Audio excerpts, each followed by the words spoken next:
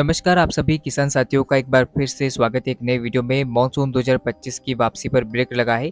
इस समय वर्तमान में मानसून पीछे नहीं लौट रहा है और आगामी समय में भी मानसून के पीछे लौटने की प्रक्रिया में ब्रेक लगने वाला है, क्योंकि बंगाल की खाड़ी से उठने वाला तूफानी सिस्टम देश के कई राज्यों में भारी बारिश करेगा और मानसून की वापसी में बाधा उत्पन्न करेगा। तो चलिए जानते हैं कि किस तरह की संभावना है और सिस्टम किस तरह से बन रहा है। जैसा कि आप जानते हैं कि 25 सितंबर के आसपास, यानी कि ठीक आज से 2-3 दिन बाद एक सिस्टम बंगाल की खाड़ी पर बनने वाला है। ये सिस्टम साइक्लोन तक का रूप लेकर आगे बढ़ सकता है और इसको लेकर पॉसिबिलिटी काफ़ी ज़्यादा बन रही है। हालांकि देखिए, अभी धीरे धीरे स्पष्ट हो रहा है कि सिस्टम साइक्लोन बनेगा या फिर डिप्रेशन की इंटेंसिटी में ही आगे बढ़ेगा। हालांकि स्पष्ट जानकारी के लिए हमें अभी और इंतज़ार करना पड़ सकता है।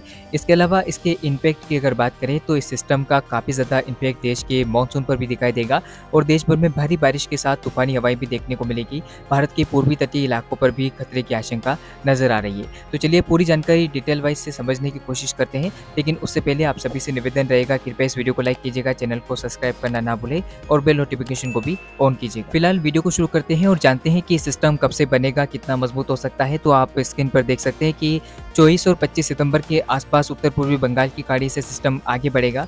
संभावना है कि 25 और 26 सितंबर के बीच में सिस्टम लो प्रेशर के साथ फिर डिप्रेशन में तब्दील होता हुआ आपको नजर आ सकता है।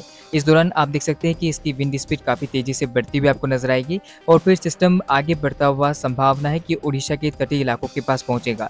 इस दौरान आप देख सकते हैं कि इसके अंदर डीप डिप्रेशन की इंटेंसिटी तक पहुंचती हुई नजर आ रही है। हालांकि पहले के अनुमान के मुताबिक ये सिस्टम के साइक्लोन और वेरी सीवियर साइक्लोन तक की इंटेंसिटी में जाने की संभावना थी, लेकिन अब धीरे धीरे स्पष्ट हो रहा है कि ये सिस्टम डीप डिप्रेशन की इंटेंसिटी में ही आगे बढ़ता हुआ नजर आ सकता है। तो काफ़ी बड़ा अपडेट है ये, और जो खतरे की आशंका नजर आ रही थी भारत के पूर्वी तटीय इलाकों पर, वो अब धीरे धीरे कम हो रही है। हालांकि फिर भी डीप डिप्रेशन की इंटेंसिटी में आगे बढ़ेगा ये सिस्टम, तो ऐसे में भारत के कई राज्यों में भीषण बारिश करेगा और मानसून को सक्रिय करता हुआ नजर आएगा। तो निश्चित तौर पर इस सिस्टम के चलते काफ़ी ज़्यादा बारिश की संभावना उड़ीसा, पश्चिम बंगाल और उत्तरी आंध्र प्रदेश के भागों पर नजर आएगी। उड़ीसा के तटीय इलाकों से सिस्टम टकराएगा और भारी बारिश के साथ आगे बढ़ता हुआ नजर आएगा। इस दौरान आप देख सकते हैं कि हवाएं किस तरह से बिहार, झारखंड, पश्चिम बंगाल पर पहुंचेगी। इसके अलावा छत्तीसगढ़ होते हुए मध्य प्रदेश पर भी हवाओं का प्रभाव बढ़ेगा। और अब आप देख सकते हैं कि जब ये सिस्टम आगे बढ़ेगा 27 सितंबर तक, तो किस तरह से उड़ीसा को पार करने के बाद ये सिस्टम दक्षिणी छत्तीसगढ़ के भागों के ऊपर पहुंचेगा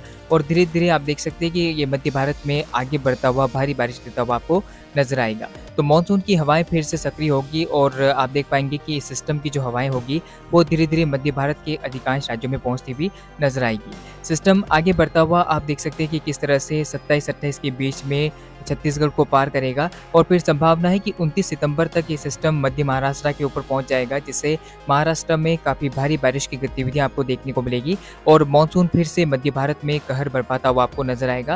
हालांकि आप देख सकते हैं कि 30 सितंबर के आसपास सिस्टम गुजरात के तटीय इलाकों के पास खत्म होता हुआ नजर आ रहा है। तो कुल मिलाकर इस सिस्टम के चलते मध्य भारत में आगामी समय में भारी बारिश की गतिविधियां आपको देखने को मिलेगी, जिसमें आप देख पाएंगे कि उड़ीसा, छत्तीसगढ़, मध्य प्रदेश और इसके अलावा महाराष्ट्र समेत गुजरात के दक्षिण पूर्वी इलाकों में भारी बारिश का दौर आपको देखने को मिल सकता है। तो मानसून फिर से सक्रिय होगा, कई राज्यों में भारी बारिश होगी और मानसून वापसी में बाधा उत्पन्न होती हुई नजर आएगी।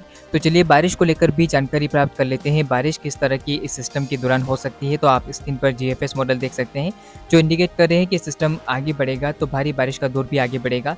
संभावना है कि पूर्वी हवाएं सक्रिय होगी, जिससे उड़ीसा, पश्चिम बंगाल और उत्तरी आंध्र प्रदेश के भागों में 24-25 सितंबर से बारिश का एक नया दौर शुरू होगा और फिर धीरे धीरे आप देख सकते हैं कि सिस्टम डिप्रेशन की इंटेंसिटी में 26 सितंबर तक पहुंचेगा।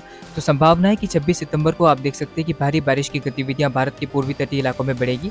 हालांकि आप देख सकते हैं कि उत्तर भारत से आ रही पश्चिमी गर्म हवाएं आप देखिए सिस्टम को इंटेंसिफिकेशन ना होने में मदद करेगी, जिससे ये सिस्टम साइक्लोन नहीं बन पाएगा और डिप्रेशन की इंटेंसिटी में ही आगे बढ़ता हुआ आपको नजर आएगा। तो अब आप स्क्रीन पर देख सकते हैं कि सिस्टम आगे बढ़ेगा तो धीरे धीरे आप देखिए कि पूर्वी हवाएं और आगे बढ़ती हुई आपको नजर आएगी और पूर्वी उत्तर प्रदेश तक बारिश का एक नया दौर शुरू होता हुआ आपको 27 सितंबर से नजर आ सकता है। कुछ इलाकों में बारिश होगी, इसके अलावा झारखंड और पश्चिम बंगाल पर भी कुछ जगहों पर तेज बारिश होने की संभावना नजर आ रही है। सबसे ज्यादा इफेक्ट आपको उत्तरी आंध्र प्रदेश के भागों में और उड़ीसा के दक्षिणी मध्य भागों पर नजर आएगा। काफी भीषण बारिश की गतिविधियां देखने को मिल सकती है और जब ये सिस्टम आगे बढ़ेगा तो दक्षिण छत्तीसगढ़ के भागों में 27 सितंबर से भारी बारिश की गतिविधियां शुरू होगी और आगे बढ़ता हुआ सिस्टम आप देख सकते हैं कि मध्य महाराष्ट्र, विदर्भ के आसपास पहुंचेगा और इस सिस्टम के चलते 27-28 के बीच में भारी बारिश की गतिविधियां मध्य महाराष्ट्र, विदर्भ के क्षेत्र में देखने को मिल सकती है। और भारी बारिश का ये दौर अभी खत्म नहीं होने वाला है, क्योंकि सिस्टम आगे बढ़ता हुआ संभावना है कि गुजरात की ओर बढ़ेगा। ऐसे में उत्तरी महाराष्ट्र के भागों में, गुजरात के उत्तर पूर्वी भागों में और दक्षिणी भागों में मध्यम से भारी बारिश की संभावना नजर आ रही है।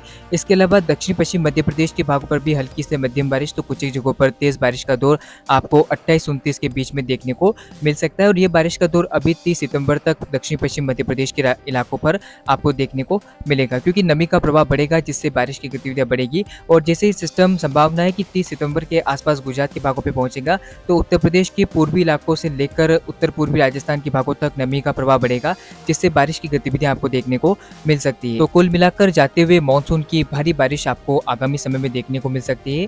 बंगाल की खाड़ी से उठा यह सिस्टम देश के कई राज्यों में काफी अच्छी बारिश देगा, खासतौर पर मध्य भारत में मानसून को सक्रिय करने के बाद भारी बारिश का एक नया दौर आपको देखने को मिल सकता है। और ये सिस्टम खत्म होने के बाद एक नया प्रभावी सिस्टम बंगाल की खाड़ी पर जल्द उठता हुआ आपको नजर आ सकता है। तो चलिए फिलहाल इस वीडियो में, इस बुलेटिन में इतना ही। लगातार चैनल के साथ जुड़े रहेगा, वीडियो को लाइक कीजिएगा, चैनल को सब्सक्राइब करना ना भूले और बेल नोटिफिकेशन को भी ऑन कीजिएगा।